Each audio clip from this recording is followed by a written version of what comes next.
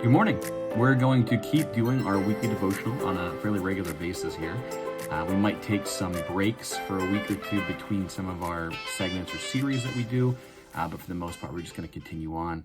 Our request actually was to do the book of Lamentations as our weekly devotional time. And so what we are going to do is dive into the book of Lamentations. It's only 5 chapters long, so it's not a very long book, sort of like when we did the book of First John. Lamentations is a very different book than First John. First John was, it was very encouraging. It talked about a lot about love. It had some very practical application in how we live our lives with the people around us. Lamentations is an Old Testament book, and it's in some ways it's horrifying. It's full of pain and sorrow. I mean, that's what lamenting is. It's declaring verbally your sorrow. It gives spiritual language to folks for their everyday ongoing pain and sorrow that they deal with. And we all deal with pain and sorrow. And one of the things that church, in at least my lifetime, has not been great at, has been saying it's okay to have sorrow. It's okay to lament.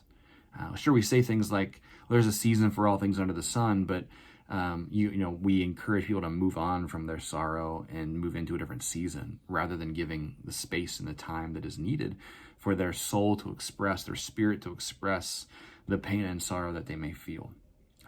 I know that firsthand because my family's been through a number of losses, but 2 of those are simply that we lost 2 daughters, and we lost those daughters while we were in pastoral leadership at a church, and that was hard. It was not easy. It was hard to travel the road of sorrow and pain and questions in front of a community.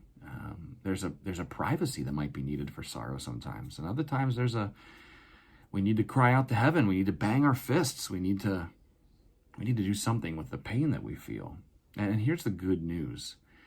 God is so good and God is so big that he is big enough to handle the pain that you feel. And so if you're in pain and you need to shake your fists at heaven and cry out, God's big enough that he can handle that. And in fact, that's what we're going to see the prophet Jeremiah do. Now, Lamentations is a book that is written by the prophet Jeremiah. And Jeremiah also wrote a bunch of prophecy, and that is recorded in a book called Jeremiah. Lamentations comes directly after the book of Jeremiah. So if you're flipping through your Bible looking for Lamentations, and because it's a small book, only 5 chapters long, you probably page right by it. But Jeremiah, you might actually find. So if you find Jeremiah as you page through the Old Testament, right after it is Lamentations. And now what Jeremiah is Jeremiah is a book of prophecy that prophetically says if things don't change, then the kingdom of Judah is going to fall prey to God's judgment. The book of Lamentations comes after it because it's Jeremiah's poetic observation of the fall of Judah. So maybe you caught that, maybe you didn't. Jeremiah is a prophet who predicts that Judah will fall if things don't change. And then sure enough, things don't change and Judah falls. And Jeremiah records what he sees and what he feels, the pain that he feels. It's interesting because while Jeremiah gives these prophecies to his nation to say, look, if you don't change your ways, God's judgment's going to come upon you and this nation will be no more. He's actually accused of hating his nation. And what the book of Lamentations shows us is that's absolutely not true because Jeremiah is heartbroken. His heart is broken. He's tears are shedded down his cheeks as he describes what happens before him. And he absolutely loves his nation. The message of prophecy that he gives is a message from God. It's not one that he wants to give necessarily. But here's an interesting thing. If you look at Jeremiah, an Old Testament prophet, and you compare him with Jonah, an Old Testament prophet, Jonah was so very happy to predict the fall of the Ninevites. And for more on that, you can check out a series we did last year called Jonah, where we talk about Jonah's hatred of the Ninevites, who were the Assyrians. He rejoiced in their destruction. He rejoiced in that message of destruction. And when God spared them because they repented, Jeremiah was beside himself with grief and anger at God because he wanted them destroyed. Jeremiah is so very much the opposite. His heart is so very much in the right place. If Jonah's heart was in the wrong place, Jeremiah's heart's in the right place. He doesn't want the people to be destroyed, and yet they don't change. These are God's people, and they don't change, and they are destroyed. Jonah's story was going to people that were not God's people. They do change, and they're not destroyed. Very different stories, but the prophet's heart is so very different in them as well. Now, a little bit of history here I think is really important for us to understand the book of Lamentations. King Solomon, who is the son of King David. King David's probably the most famous king that God's people ever had. King Solomon was, the wisest and the wealthiest, and under King Solomon's reign and rule and leadership, the kingdom of Israel becomes the most powerful, most wealthy kingdom that the history of the Israelites would ever see. It'll never be seen again in the sort of power and wealth that it had. But it comes at a really high cost. King Solomon has a lot of extravagancy, and you can see that in his history. He builds the temple, and he builds these massive gardens, and he just does all sorts of crazy expensive things. And so because of King Solomon's extravagant spending style, people end up getting into forced work camps. He ends up selling off portions of their land, to other countries to pay for this. And he erodes the trust of the Hebrew people with their king. And so when King Solomon dies and his son goes to take over the kingdom, no one will follow. Well, a bunch of the northern tribes will not follow his son. And so it divides the kingdom into two parts. Now, this is the kingdom of Israel and the kingdom of Judah. As I said, when King Solomon dies, his son Rehoboam tries to take over, and a bunch of these northern kingdoms would not follow him. And so they split the country into two places. And you can see, you're probably familiar with some of these names. Jerusalem, right here, that's in the kingdom of Judah. Samaria is in the kingdom of Israel. And you can see the stars here denote that Jerusalem is the capital of Judah. Samaria is the capital of Israel.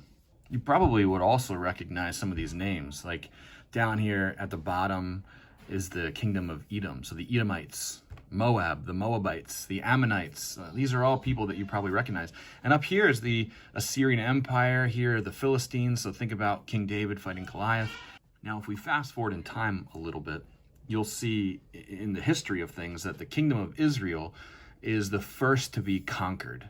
The Assyrians will come in and they'll conquer Israel. And when the Assyrians conquer Israel, they take the Jews, and instead of putting them in one central location where the Jews could possibly retain some of their cultural identity, they actually spread them out. And so the Jews and the Assyrians intermix, they intermarry, they have children together. The Jews who are captured by the Assyrians from the kingdom of Israel, they will adopt some of the Assyrian gods, and the Assyrians will adopt the Jewish God. And in about 100 years, or maybe 200 years, the Assyrians who are in Israel, who have they're the descendants of those who were conquered and spread out, they will have adopted the Torah. So the Jews' holy book. They'll have adopted the practices of the Jews, they'll adopt the Torah, the teaching, and pretty much reject their Assyrian heritage, the Assyrian gods. The one big difference between them and the southern kingdom of Judah is that they believe that you can make sacrifices outside of the temple in Jerusalem. These are the folks that become known as the Samaritans. And so if you remember Jesus' ministry, there is a whole lot of talk about Samaritans out there. Jesus even tells a parable called the Good Samaritan, where he takes somebody that none of the Jews would ever like, and he makes them the hero, the good guy of the story.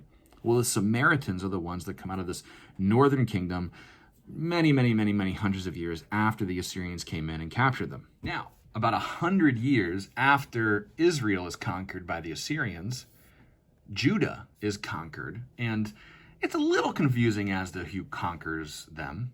The easy answer is the Babylonians. But the truth is much more complicated. There's sort of a power struggle in this area between the Egyptians, the Assyrians, and the Babylonians. Babylonians kind of come out on top in some big ways, and you might remember from the story of Daniel or Shadrach, Meshach, and Abednego about a king named Nebuchadnezzar. Nebuchadnezzar is the king of the Babylonians, and he's the one who takes the Jews and he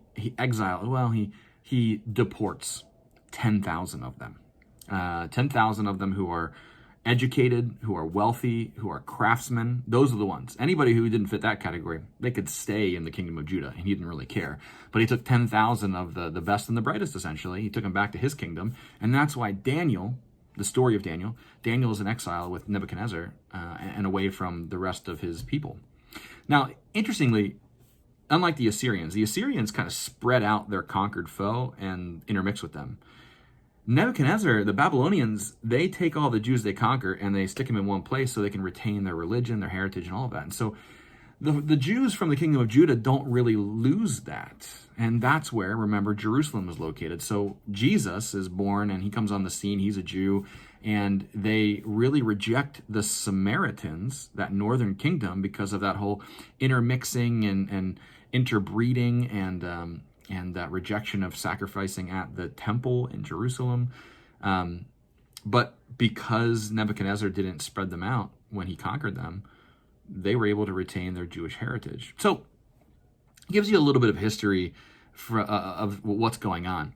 Jeremiah is the one who's warning. In the book of Jeremiah, he's the one prophesying that, hey, the kingdom of Judah is going to fall. Jeremiah is in the southern kingdom. And so when Nebuchadnezzar, the Babylonians, when that power struggle between the Assyrians, the Egyptians, and the Babylonians come together and begin that struggle, this is Jeremiah's observations. That's what Lamentations is. Jeremiah's observations of what's going on. And so I guess there's a couple of things that we could probably look at and say that Lamentations does for folks. We already said one of them. It gives spiritual language to sorrow and pain. And that can be a very good thing, a very helpful thing, a very healthy thing. It also was a way for the Jews to remember Zion. It was a way to remember what once was, because it was no more. And the kingdom of Israel will never be the same again. It'll never know the power and the prestige that it once had. And so this is a way for them to remember what once was, and also to communicate to their kids who never saw it, what once was, and sort of the pain and the sorrow that goes with that sort of loss. In other ways too, Jeremiah's constant call out to God in the midst of his lamentations is sort of a hope that God would return to them, that they would find favor with God once again, and that they would no longer be in exile or rejected. Now, I'm going to encourage you to read the whole first chapter of Lamentations, but we're not going to read the whole first chapter today. What we're going to do is we're going to take a couple of excerpts and we're going to read those together, and then we're going to talk a little about those couple excerpts today, and that's maybe what we're going to do for the rest of the series. I'm not sure. We'll see how it plays out as I read through the chapters. We'll see how it makes best sense to communicate what they're about. But hopefully you understand that Jeremiah is watching his nation, his country, his beloved nation, his beloved country be destroyed. And he's the one who had the word from God to warn them. This is coming if things don't change. He's heartbroken. He's full of sorrow and pain. And probably many of us can relate to that. So let's start by reading the first two verses in chapter 1. How deserted lies the city, once so full of people. How like a widow is she, who was once great among the nations. She who was queen among the provinces has now become a slave. Bitterly she weeps at night. Tears are upon her cheeks. Among all her lovers, there is none to comfort her. All her friends have betrayed her. They have become her enemies.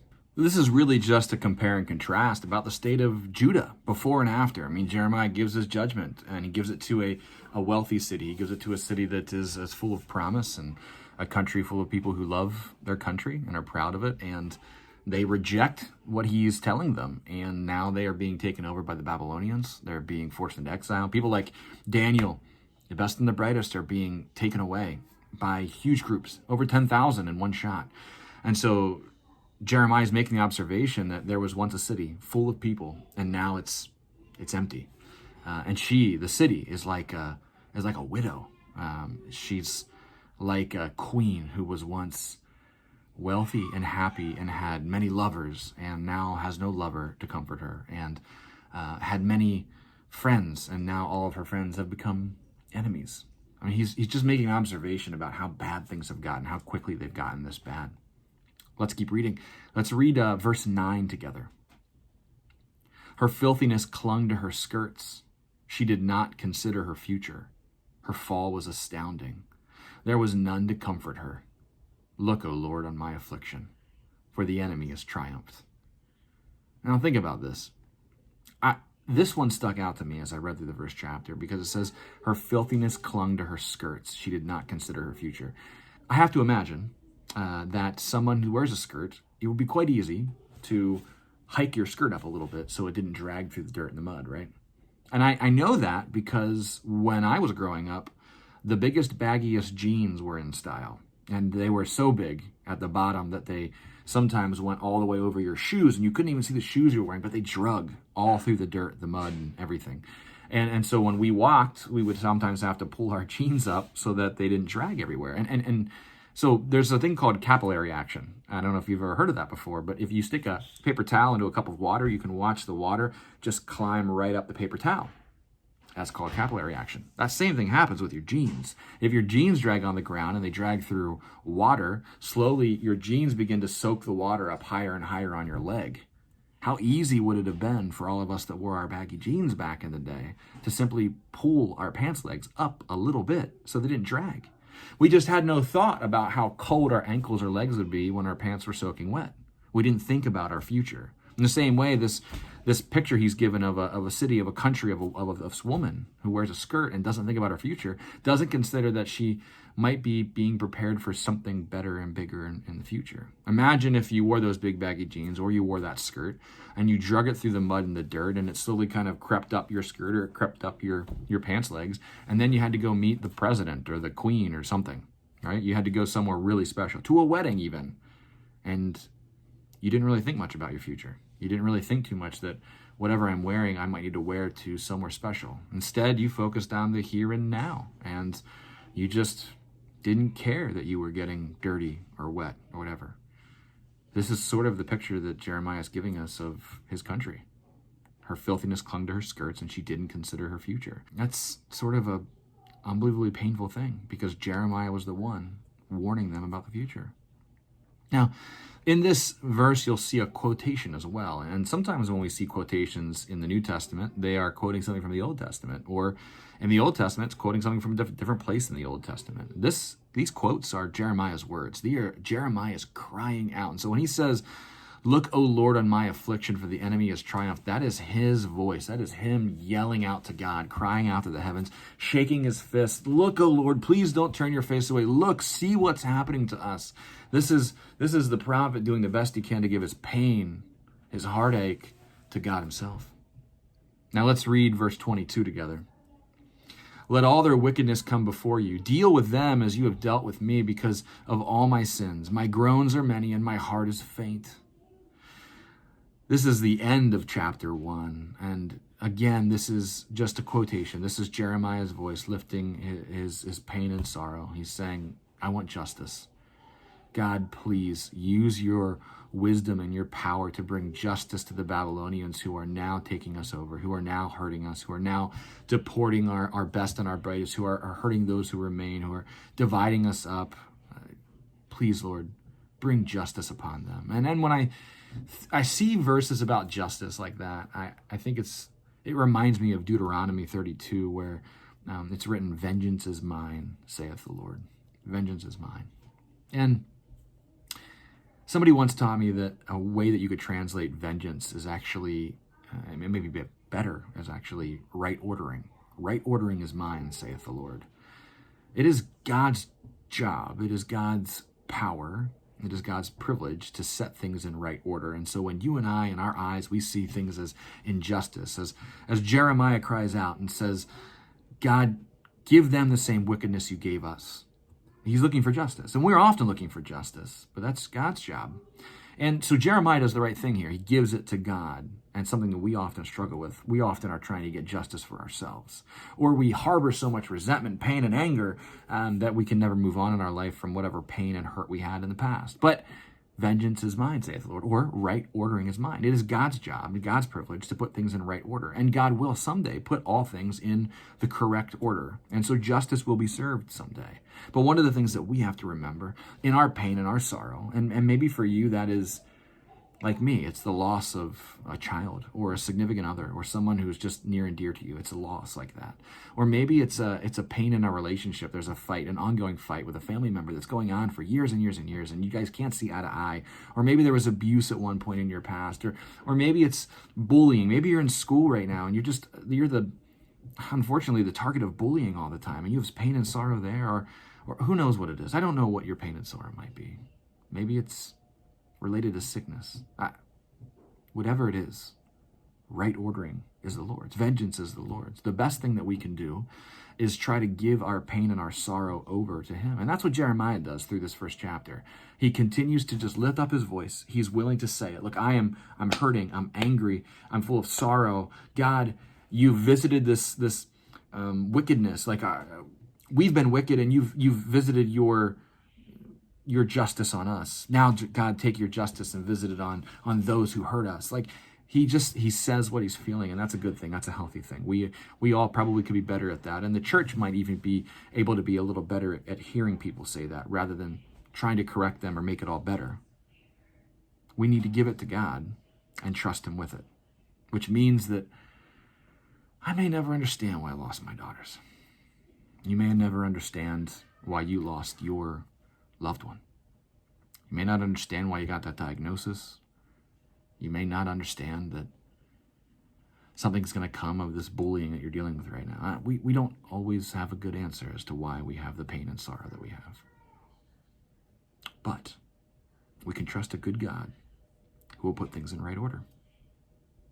My friends, I hope that this helps your week. I hope that you can remember that God's shoulders are big enough to bear your burdens, that God's shoulders are big enough to hear your sorrow and your complaints, and that God is not unhappy with you when you complain. But we need to trust God, because God's ways are not our ways. God created the universe when we were not even a thought, and right ordering is God's. Trust him with your pain, as Jeremiah teaches us in Lamentations 1. I'll see you next time for Lamentations 2.